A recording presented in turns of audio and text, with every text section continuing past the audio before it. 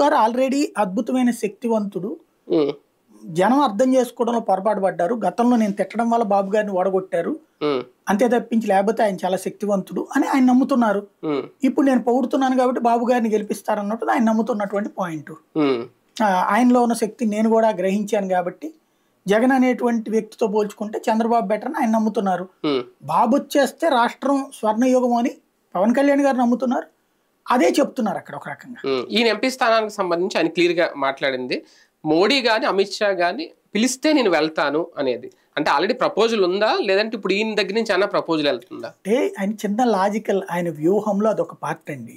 ఏంటంటే పదే పదే నాకు కేంద్రం సపోర్ట్ ఉందని బయట వాళ్ళకి చెప్పడం కాదు, తెలుగుదేశానికి చెప్పడం. అది ఎంపీ స్థానం గురించి ఎందుకు? తెలుగుదేశం పార్టీకి వాస్తవంగా బీజేపీతో చాలా గ్యాప్ ఉంది.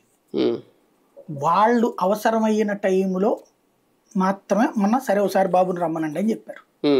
అది కూడా నాకున్న సమాచారం మేరకు బీజేపీలో ఉన్నటువంటి తెలుగు నేతలు అమిత్ షా గారి దగ్గర ఉన్నటువంటి ఒక ఇద్దరు కీలకమైన సిబ్బందికి, అట్లాగే డైరెక్ట్గా నడ్డాకి, ఆయన చాలా ఆవురు అంటున్నాడు.